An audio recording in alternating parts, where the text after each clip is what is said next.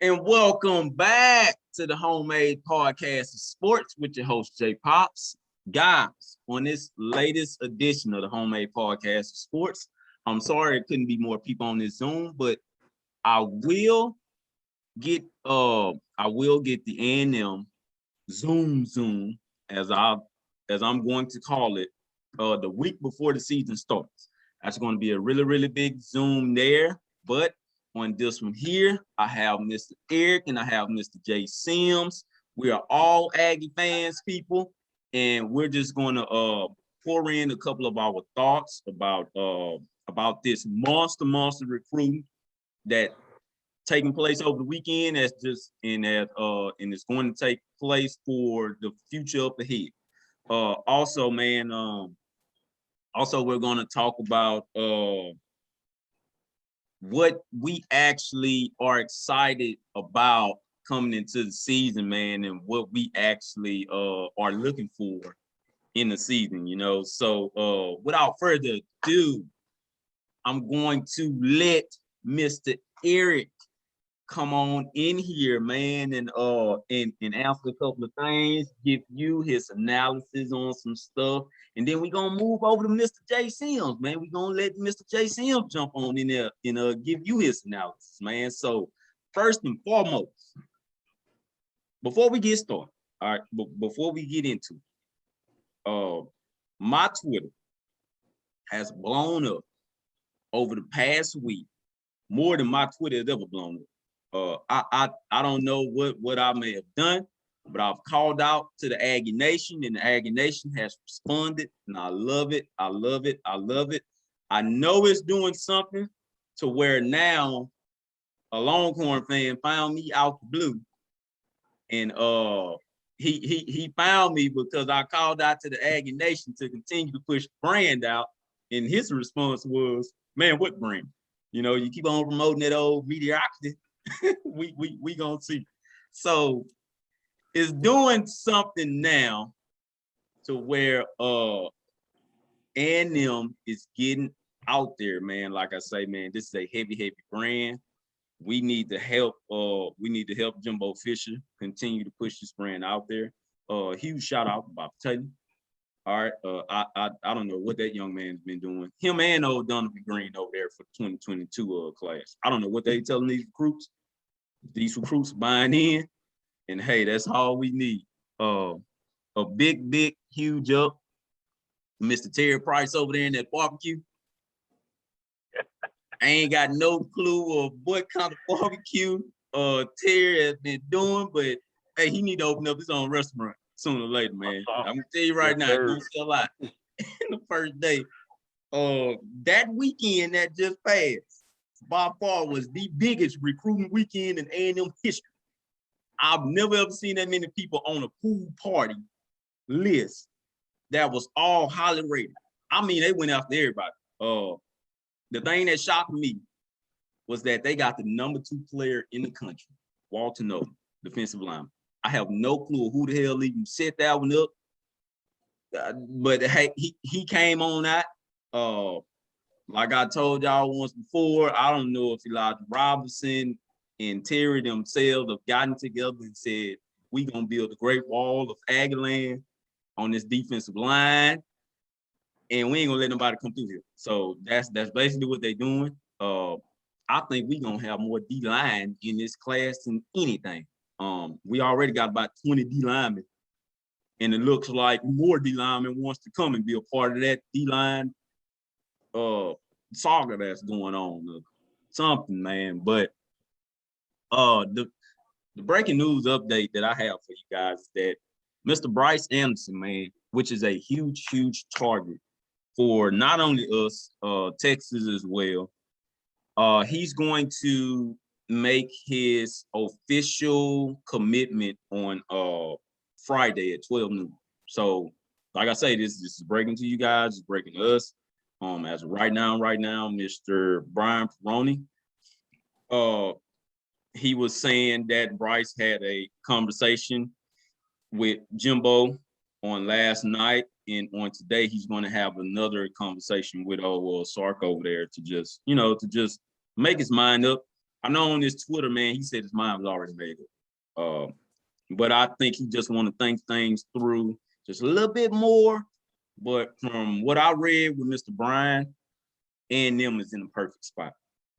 Do not think Texas is going to beat us out. It's a lot of Longhorn fans ain't going to like what I said on that one. And as soon as he commit, it's going to be a lot of others that saying, oh, well, we didn't want him in there. You know, so we all know how that go. We finally gotten a little bit of love from 247 over there. They put out something that said, man, at the track that A&M is going right now, this is what can keep them in the running to be a national title contender for years to come. So, you know, I just want to throw that big thing out there. But without further ado, man, Mr. Eric, go ahead and bring it on in on what you expect out of what do you expect within a season? And also, man, just talk about some of this recruiting. I mean, the recruiting is outstanding, man. You know, just to see where we were 4 years ago to where we are now, man, it's absolutely amazing.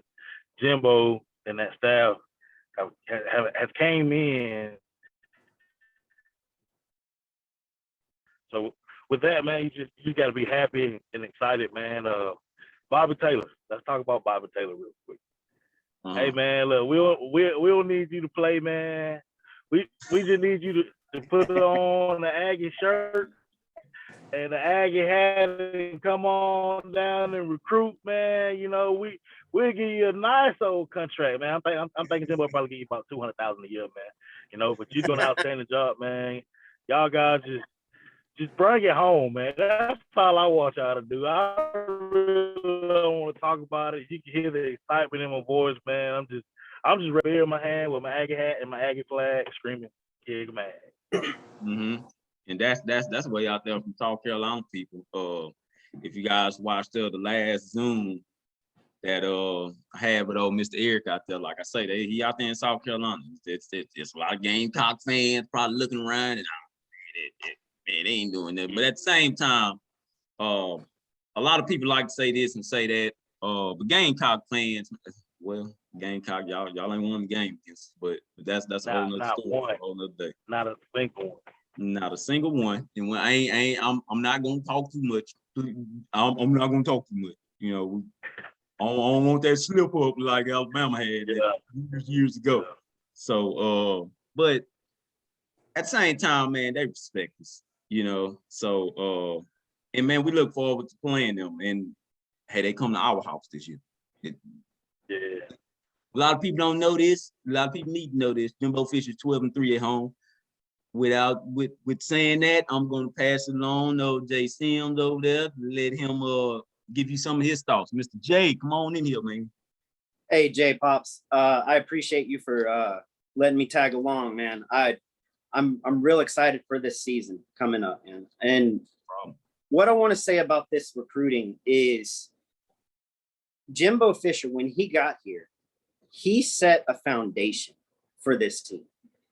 And it took years. It took about how long I expected. And it came from the ground up in 2018. And the wins we got in his first season in 2018. And then to see this team build year in and year out.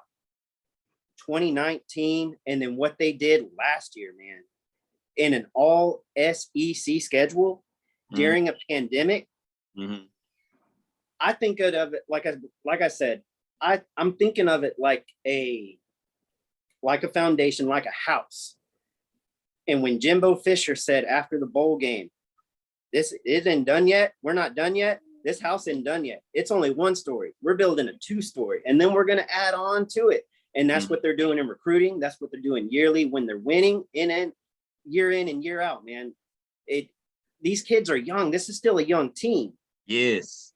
And yes, we lost a lot on our offensive line. But when I go to those games, that's one thing I'm going to be looking at, that offensive line. Those guys are going to be working this. They've been working the entire offseason to get better. Yeah. What happened heard all the chat. Yeah. That's it, man. what happened in the spring game, you can forget about that. Yeah. These guys are good. And Jimbo Fisher has the coaches to get these guys better, to build these guys, to mold these guys. And that's what's happening. That's what's going to happen in this offseason. So that's what I'm going to be watching, man. That offensive line, that's going to be fun to watch. I have a feeling that's going to be a really good offensive line. I'm not even worried about the defense, man. That defense is just good. That's a good defense. That's a good defense, man. That's why, you're not the only one. Absolutely loaded. Yeah, man. yeah. They're just getting better. Loaded with talent everywhere. I'm talking about, man, if you are an A&M fan, and this is for, you know, the days back in RC Slope. I've said it already. This is going to be a RC Slocum year. This is going to be that year where RC Slocum, and a lot of people don't know this, is including myself, until I got with one of my Aggie buddies and he told me that. That year, RC went 13-0-1, but was on a ban, I think on a bowl ban. You know, it's a lot of people that don't talk about that. A lot of people don't talk about that, and there's a lot of people that wants to forget about that, but I'm going to put it back out there. Yes. A&M actually went undefeated one year. Well, not undefeated because they had the tie ball game, but we were 13-0-1, and I guarantee you, if we would not been on that bowl ban, we would have been in the national title game. Now, we would have won it. I can't say that, but like I said, man, it's a lot of people forget about that actual year. But also with the RC Slocum days, man, he had that team rolling. He had a lot of people in Austin afraid of him at that time too. And to see him work with the limited amount of resources that he had, because I think for one thing, that was at the time that A&M, of course, as well as college football, they weren't paying coaches as much dollars, nor the assistants as much money or as they're giving now. So the thing that makes this different as well, and going into this season, is that Jimbo Fisher has everything that he needs. Yeah, the quarterback doesn't have experience like that. And a lot of people keep on trying to throw that out over the quarterback inexperience, over the O-line's inexperience. They keep on trying to find little holes. So we all know that when they trying to find little holes in the team and say, oh, well, they may be bad because of this here, that means that this team is right where they need to be. They're right where they need to be. And that means they scared. Yeah. That's it. That's it. Scared. They scared. They see it too. They see it too. And they see a whole lot of it, man. There are a lot of questions that the media has surrounding this team, quarterbacks and stuff like that, but Jimbo Fisher has us in the right place, in the right mind right now. We're going to be just fine. We have Zach Calzada, who's been on the team. This will be his third season. He is seasoned. He might not have a lot of games under his belt, but he's had that game time. And plus, you got to think about it this way: he's practicing against some elite players. You know, just like Alabama, those guys could play right now, and we have the same caliber of players. Our guys could play right now. Just because they're practicing doesn't mean they're not good enough. These guys are ready. If someone gets hurt, they're ready. They're ready to go. They're ready to go. So if we decide we have a quarterback battle and it's been won by Haynes King, well, I already know Zach Calzada is ready to step up in that place. And not a lot of teams can say that right now. There's not a lot of teams that are that deep at quarterback right now. At all, man. And to see where LSU went last year, you know, not to say that LSU is going to be the same this year, because there ain't no way in heck I look at this team going 5 and whatever. Now, if they go 5 and something, that just further lets you know that that's all coaching there. That's just horrible coaching at the moment. But I believe that their quarterback went down earlier throughout the week, and he's had a now season-ending injury as it has been confirmed on yesterday. So he'll be out the whole season, man. So they have a quarterback that's coming in now, Max Johnson. A lot of people going to hype him up, as I've seen. A lot of people hyping him up because the LSU and, things of that nature. So once again, that's crazy to me that everybody is overlooking the quarterback at A&M. Only because of the simple fact of that they know that A&M is coming. Now, A&M has been picked to be second in the West. I've already made my statement on that. They aren't second in the West. They're going to get first. I've already made my statement of this team will lose only one game.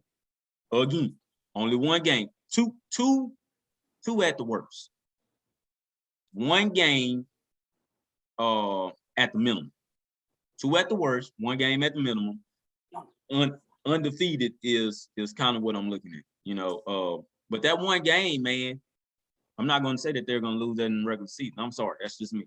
I believe that if they lose that one game, it will most likely be in the SEC championship, only because of where Georgia sits. Hold on, I'm sorry, something popped up here, but only because of where Georgia sits at with the amount of talent that they have and just been harnessing. Same thing be said for A&M though. The amount of talent that they have with all those recruiting classes mixed in there, and like I say, man, that's what a lot of people aren't looking at, is the amount of talent that has been accumulated throughout all of these recruiting classes. It's a lot of talent, man, and to see a lot of those guys not transfer out says something about the culture, and it says something about the coaches there. Mm-hmm. That's pure belief in the coaching staff and in the program. These kids coming in and the kids that have been in this program, they see what's going on. They see what's being established. They see what's being built, and they want to be a part of it. That's what all of them are saying. That's what I'm hearing. They all want to be a part of this program because they see what's going on, and that's what's being told to our recruits. Look at what's going on, guys. Look what we're building. We want you to be a part of it. And that's big, man. To have a 17-year-old, to tell a 17-year-old, 18-year-old that coming out of high school, hey, we want you to be a part of this program. You can be big. That builds a kid up, man. We already know we were once that age. That's to want to be a part of a program, to want to feel a part of a program like that. That's big. That's big, man. Yeah, that's real big, man. Real big. What are you hearing down there in South Carolina, man? Because I know a lot of guys say it's been kind of chomping at the bit down there, man. Just tell us a little bit about what you've been hearing on the wave of where Texas A&M is going and stuff like that. I mean, a lot of guys, they gonna talk, Mm-hmm. Oh, well, y'all ain't been good since Mansell. I was like, what about last year? We went 9-1. I said, who else has played Bama as close as we have? I mean, yeah, Bama pull away late, third, fourth quarter. Trevor Knight went down there. What was it, 13? We was up 14, or down 14, 13 and a half. Got blown out late in the second half. We get down 14-0 this past year, tied the game, then all hell broke loose. But I was watching the film last night. Kellen Mond didn't look that bad against Alabama other than those 2 turnovers. Yeah. So I wouldn't really say that we played bad. I'd just say the game kind of got away from. Yeah. But if we come out and do what we're supposed to do and do it the whole ball game, I don't think nobody in the country can play with us. I don't really care with nobody. You're not lying, man. And like I said before, I think a lot of people have to sit back and look at this Arkansas game. That Arkansas game is going to define where this team is, like team-wise, playing as a team. It's going to define a lot of where that roster is so far as a whole lot of talent being on the field at once. So, like I said, in that Arkansas game, if we're up 28-0 by halftime. In Jerry world out there. If we're up 28-0 by halftime, that further lets me know that we got some work. And if we're going into that Bama game and we reverse that scoreboard and we're up 14-0 come second quarter or going into halftime, that further lets me know everything that I just said it was going to be, was that this team has moved up into another gear and this team has moved up into another level. See, people have to continue to put into their mind, man, of that Jimbo Fisher was an offense coordinator under two perennial head coaches at two monster powerhouses. And they were good in their day. He was an offense coordinator at LSU, in which has been turned into a powerhouse now. But he was under Nick Saban at that time. He was an offense coordinator up under Bobby Bowden, in which Bobby Bowden had already turned it into a powerhouse over there. And he ended up putting 2 and 2 together. He ended up putting 2 and 2 together, knew what he had to do, and he put everything together over there at Florida State and look up, and that's how Jimbo Fisher turned into a national title coach. Now, a lot of people continue to discredit him with his national title for whatever reason, but they have to understand of what Jimbo Fisher is trying to do at a place that hadn't won a national title since 1939. I mean, he's trying to do something monstrous and create his own legacy all at the same time.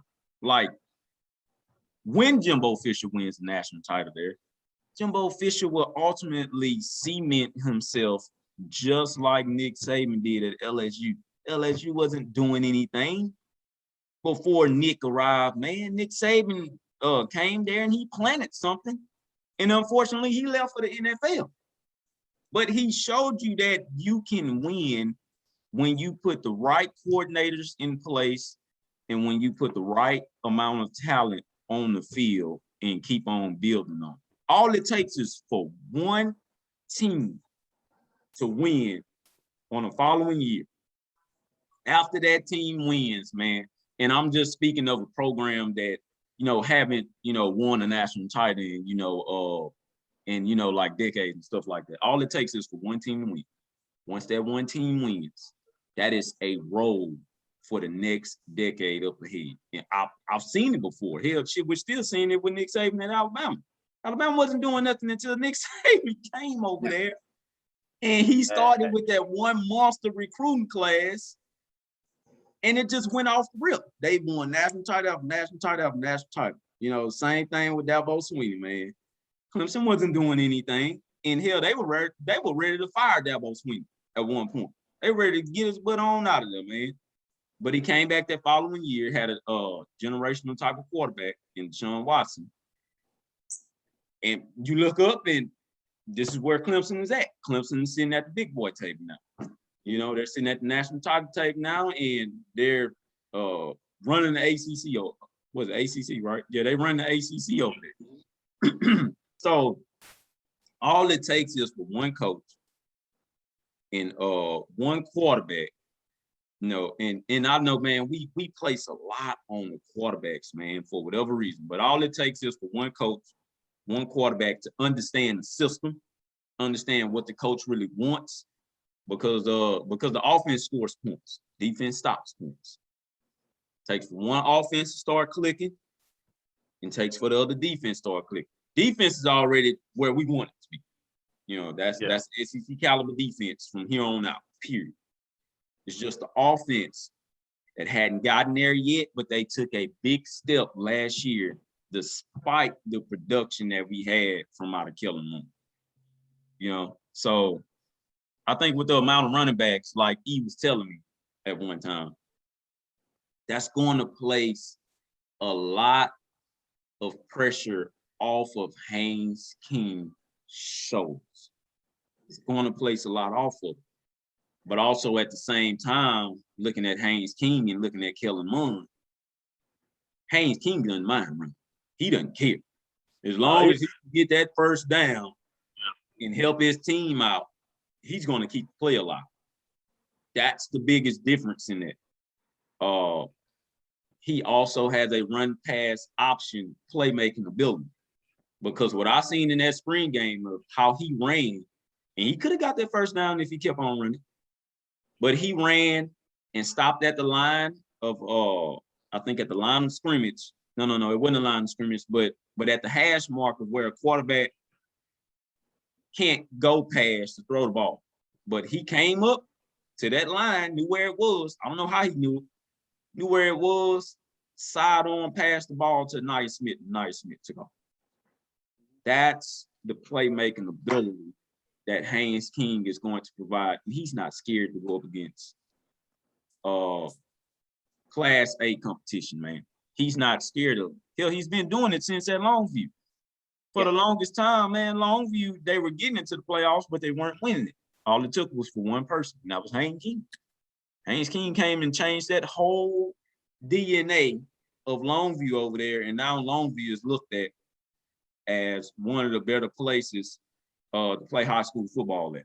You know, so it's going to say a lot, man. Like I say, we all believe in Haynes King, and I believe that he sat back and he's learned that playbook. So we are going to see how it goes. Yeah. Mm-hmm.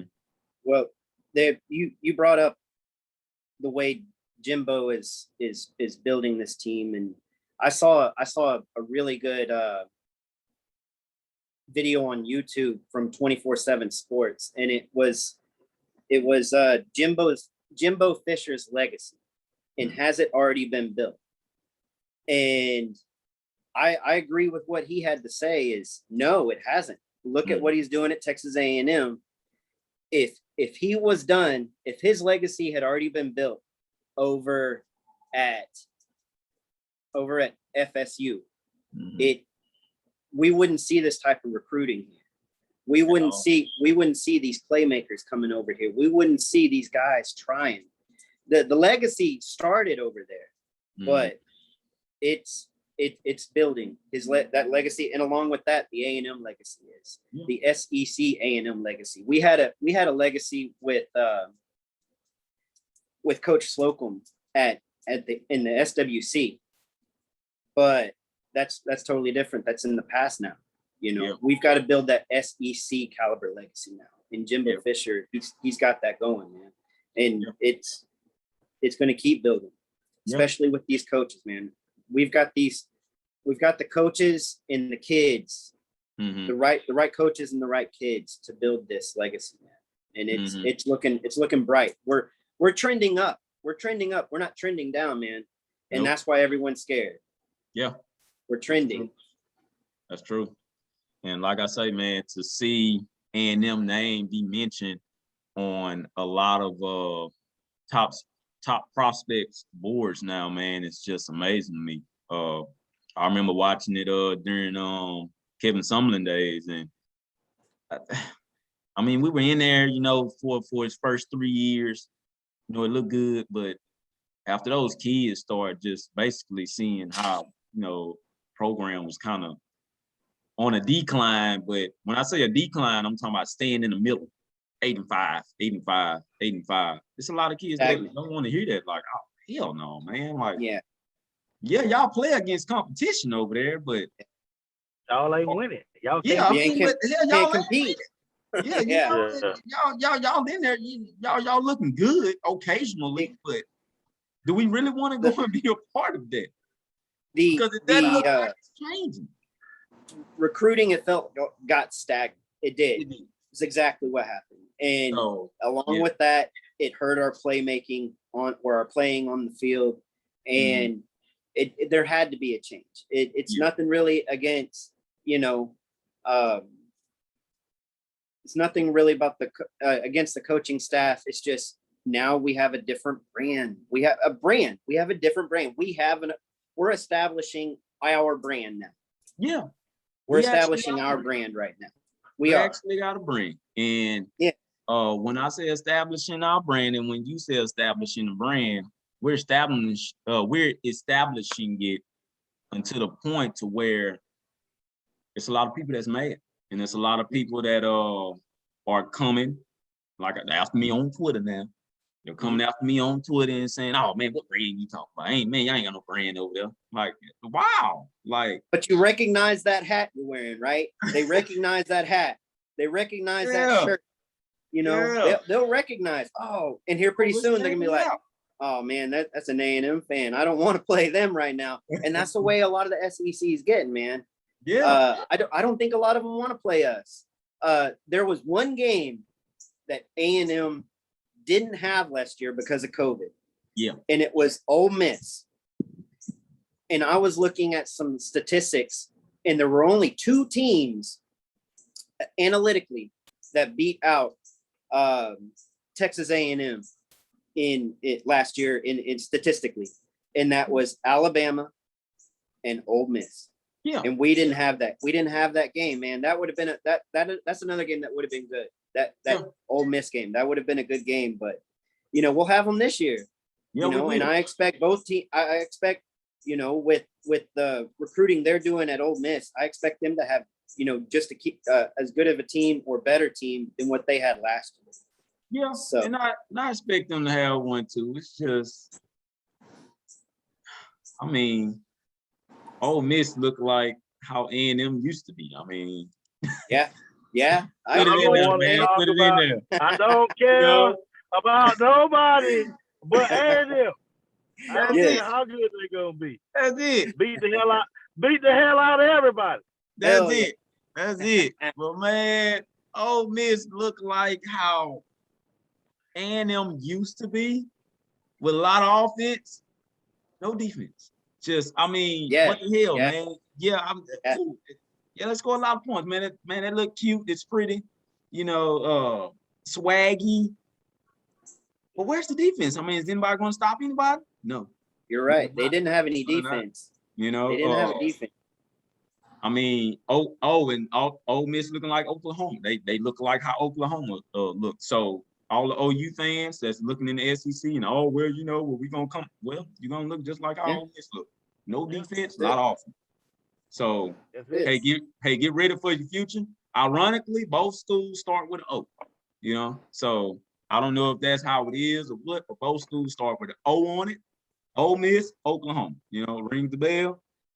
All offense, no defense. So my thing is, if you're not a balanced team in the SEC, and Alabama showed you a glimpse of that last year, where they were unbalanced, and it looked like, you know, in some games it hurt them.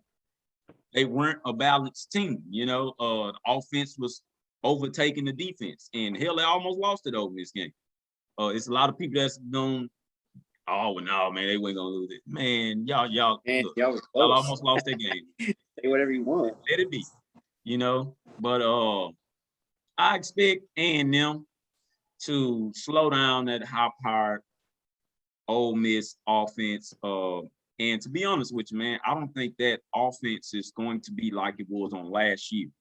You know, I hate when a lot of people try to keep on thinking that the offense is going to be like how it was last.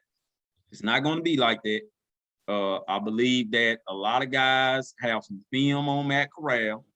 Don't get me wrong, he's going to be way better probably than what he was last year with interception ratio type of deal. But I just think that a lot of guys are going to have some film on him. Is he going to give us a good game when we go over there to Oxford? Yes, man, I know they are. They're going to give us hell. Do I think we can still come out with the win? Yeah, I'm gonna go ahead and claim that by probably 2 touchdowns. To be honest with you, hell, if we beat them by 3, it better not be nobody trying to look at that game and trying to point out excuses of, well, Ole Miss ain't have everybody. You know, they were hurt. Ole Miss really wasn't playing right. See, it's going to be a lot of that BS. Man, it's going to be a lot of that BS next year. I'm ready for it. As well as the Alabama game. When we win that game, we're going to have a lot of excuses to why we won the game. Bryce Young won 100%.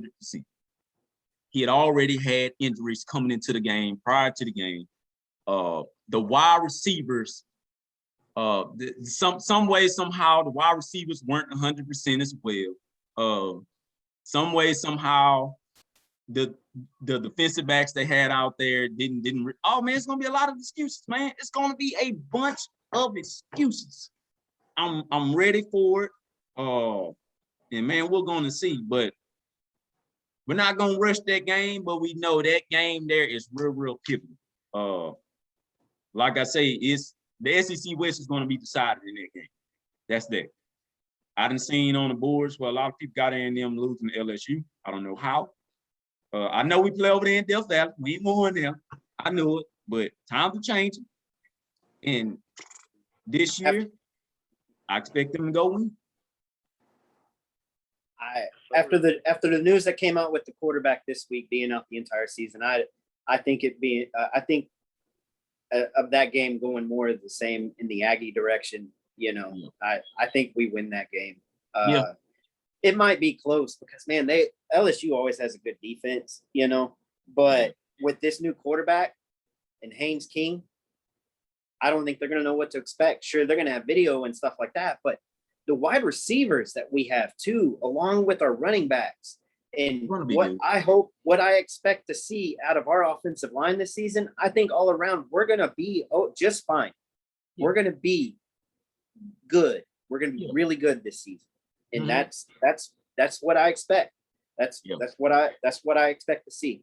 Us to be really good, beat the teams that we're supposed to beat, and compete hard against the teams that we're not expected to beat. Yeah. And but I've read 2 articles this week. The Dave Campbell article about our defense that came out, which was really good. If you haven't read it yet, man, go find that magazine. That's a really good read on our defense this upcoming season. And there was another Athlon Sports came out with their college predictions and stuff like that. Okay. Both magazines have us going 10-2 this season. I'm gonna tell you right now, I'm gonna have us the under on that one. I think we'll go maybe 10-1, but I think we'll compete so well, play so well against Alabama. We're going to be right there. I'm hoping neck and neck with them, and I hope we scare them. I hope we do. If nothing else, I hope we scare them. And if we do lose against, in that game against them, I hope we play them again. I hope we have them again, just like I hope we had them last season. I'd love to play them a second time last season, but it didn't happen. Yeah, they just weren't gonna give it to us. They weren't gonna give it to us. Man, that's crazy. But to see us on the TV screen with those reporters all outside, you know, and we're sitting here waiting on the decision, see what it's gonna be. That was something that UT, and I want to say UT because not necessarily Oklahoma. Oklahoma's been to the playoffs many times. Just haven't won it. They've been many times. For UT to see that, and to see their brand not be put on display, and see A&M brand put on display, that rubbed them the wrong way. That rubbed them the wrong way. They did not like it. And to this day, they still don't like it. They feel like they are the better school. They feel like they're the better team. They have the better recruits. Whatever, but that lets you know how far that we have come, not only in the SEC, but in the state of Texas. Because in the state of Texas, right now, for this decade alone, that just started in 2020, going forward in this decade alone, Texas A&M is the perennial #1 powerhouse college program so far as football wise. Right now, the UT fans come and say whatever they want to say, but they know it's true. They are the perennial powerhouse at the moment, and will be for this decade, especially after last season. Because after that last season, seeing us only lose 1 game, now I know for sure, and as well as others, Jimbo Fisher ain't going to accept. He really don't accept no losses. But if he gets either 1 or 2, that's all he's going to accept at the minimum basis. 9-3 is like a hey man. That's a bad season. That's a bad season. Awful. We don't do that around here type deal. So, like I say, it's the same motto that Nick Saban throws around. And that's why he's always in double digits, and he's been double digits for a whole decade strong plus now. He's been double digits. It's no team that I've seen that can honestly say they go, well, Ohio State. You know, I'm tripping, but they ain't playing nobody up there in the North. But Alabama is really the only team that can just honestly say that. So they see Texas A&M right behind them. They see us coming close. I've always said this for years now. They have been waiting on Texas A&M to catch up already. Now that they've caught up, they know that they have competition, so they can more solidify their resume. I'm talking about Alabama here. They can more solidify their resume. LSU can solidify their resume. Auburn, when they have those, you know, magical Auburn seasons that they have, but they can all solidify their resume to say, well, hey, man, we be in it. You know, because now Jimbo Fisher has turned this team into a target. We're targeting the SEC West. So either you're going to live up to the hype or you're not. If you're going to live up to the standard or you're not. And to hear those kids say that they have a standard now, oh man, it's on and rolling, man. Like I say, I expect them to beat Alabama this year. And I express my reasons for that. For one thing, Bryce Young hadn't started enough games to me, in my opinion.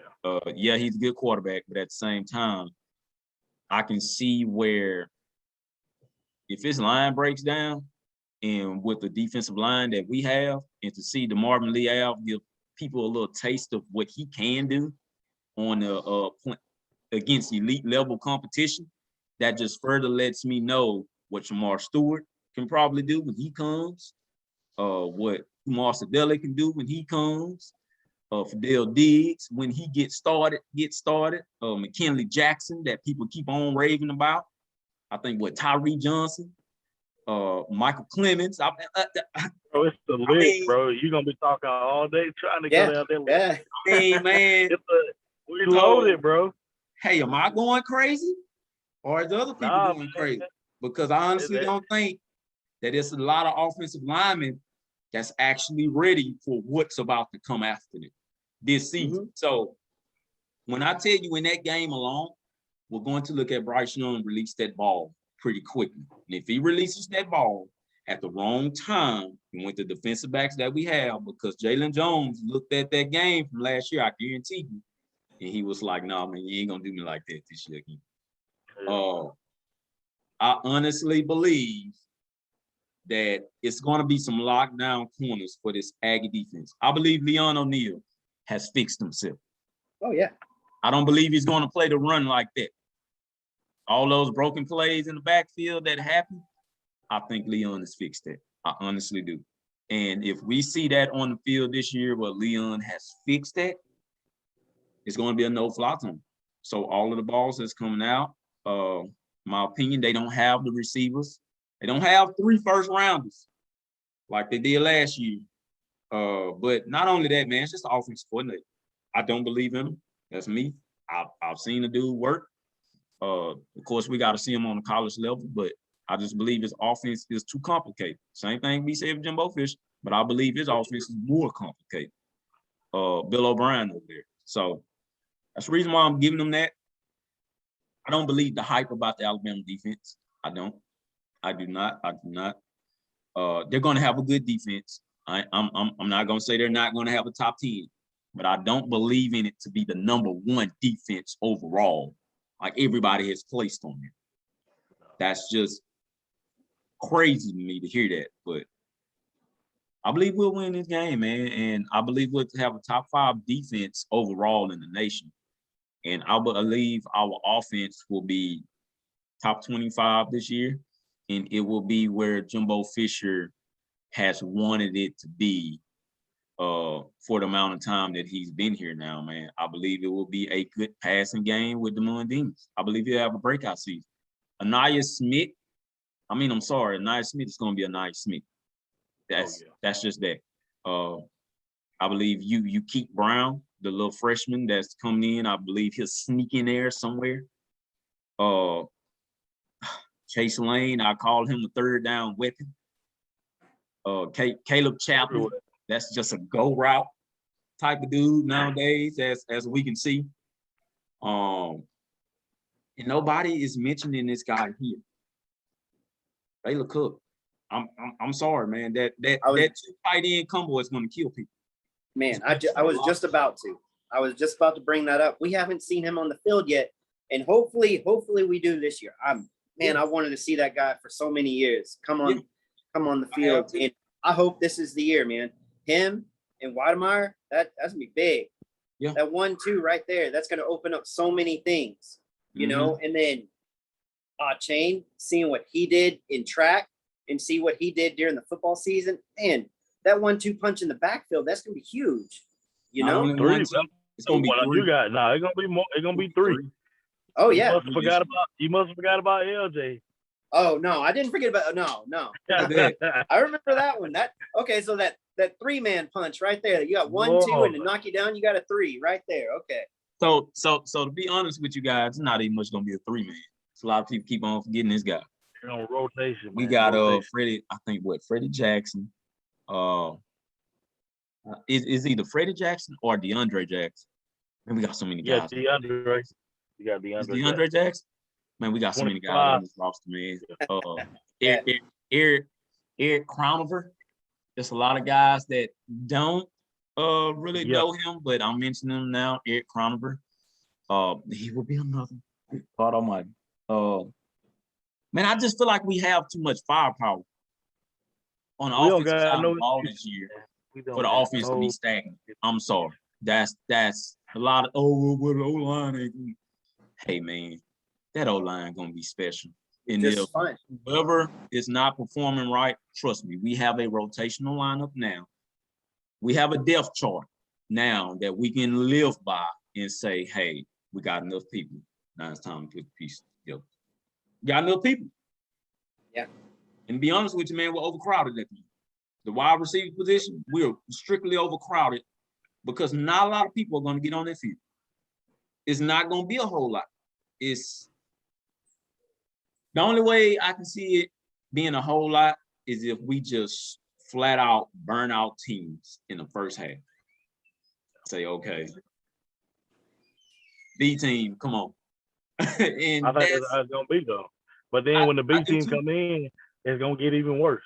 Yeah, it's gonna get even worse, and now the C team is gonna get in there. Hey, C team, where you at? I mean, I believe Jimbo Fisher has heard all the chatter about his offense getting explosive and yada yada yada, to where now Jimbo is a little pissed off. I honestly believe that he's a little pissed off. He's going to get in there. He's going to do his best to solidify a statement. So, you know, but man, hey, we've been running long enough. We have been in here, man. I'm going to go ahead and let you guys get on back to work. And I'm about to get ready for work. I'm about to put a couple of steaks on the grill before I get out of here in about an hour. And yeah, I know, right? The hell, I'm trying to eat big at work, man. Well, Jay, I want to first of all say, man, it's been fun. I want to thank you for allowing me to come on here, and it's been nice to talk some Aggie football, and I'm ready for the guys to get to it. You know, I'm ready to start watching these guys on the field. Yeah, hey, no problem, man. Hey, and I thank you for accepting the invite. You know, and like I say, man, it's gonna be a whole lot more people on this thing the week before the season. We're gonna get this party started because I think it's a lot of people that has their popcorn that's fans of another team that just want to be tuned in and see what A&M is gonna really do. Honestly, believe it. Yeah, I agree, man. Yes, sir. Yeah, so hey, like I say, man, I thank you guys for coming on. Before I get out of here, though, I want to mention this guy here. He is a relative of mine. His name is Percy Chavez Jr. He is a senior this year, and he plays basketball. He plays for Diboll, Texas out there, man. He has been put in the magazines now. He's starting to get a lot of buzz. So hey, you know, you guys out there, Aggie Nation, you guys just be watching out for him, man. Like I say, he's a senior this year, going in. He's starting to get a lot of talk and a lot of buzz. Once again, his name is Percy Chavez Jr. I'm not sure what position he plays. Please don't ask me that, but just listen out for the name, Percy Chavez Jr. But that ain't it. I have a whole lot more relatives that play sports. I'm sorry, I have a huge family. I'm not gonna go on here and say I know all of them, but I got a huge family, man. Hell, I got in-laws that some of their kids play sports, but this is a big sports family. Trophies everywhere, away from the 1990s to the 1980s. It's cups with faces on it. I mean, yeah, man, this is a sports family over here. So just be on the lookout for that. And also before I get out of here, man, of course, I had you guys promote your business.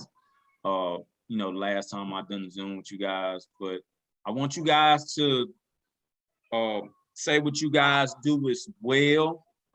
So the Aggie Nation can find you guys, man, because us Aggies work with other Aggies to help them to succeed and continue to succeed in what they're doing. So, Mr. E, please refer your business, man. Hey, Mr. Eric Crenshaw, y'all know. Just your local diesel mechanic, mobile diesel mechanic. You're on the road, you broke down, call me. I'll come get you right, get you going. He's out there in South Carolina once again, people. Please look him up out there, Aggie family. I know it's a lot of y'all out there, so look him up once again, Aggie family. Mr. J.Sims, man, please promote your business. Hey, my business is actually stay-at-home dad. That's what I do, man. I'm a stay-at-home dad right now. That's a lot of work, man. I have 4 kids, and yeah, it stays busy around the house. I'm also gonna try to follow in the big footsteps of J Pops here, and I'm trying to start my own podcast, and we're gonna do some. I have a friend of mine that's gonna work with me, and we're gonna do some Aggie podcasts as well. And I've already got with J Pops. I hope to collab with him some when it comes to podcast and vlogs and stuff like that, and just get this Aggie team, man. Just get them noticed, and not that they're already not noticed, but get it out there that this team's gonna be good, man. And so yeah, that's what I do, and I'm just a excited Aggie fan, ready for this season to start, man. All right, hey, man. Like I said, once again, man, I thank all of you guys for tuning in here. This is the Homemade Podcast of Sports. This was a hell of a Zoom, and I will see you guys when that breaking news comes out on Friday, because I'm gonna be the first one to report. Hopefully.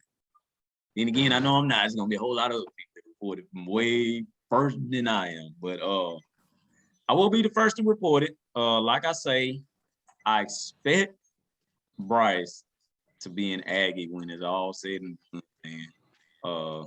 It's a whole lot of TCL fans that just isn't going like that. Or they gonna try to do bad. I know they are. They gonna, you ain't that good, no way. Look. Yeah. No. So what he just showed y'all, man, the Aggie Mobile, man. He showed y'all the Aggie. You got to rep it out there. Man, so like I say, guys, thank you all for tuning in. This is the Homemade Podcast Sports with your host, J Pops, featuring Eric Crenshaw and Mr. J.Sims. Have a good hashtag Aggies. There you go. Go ahead.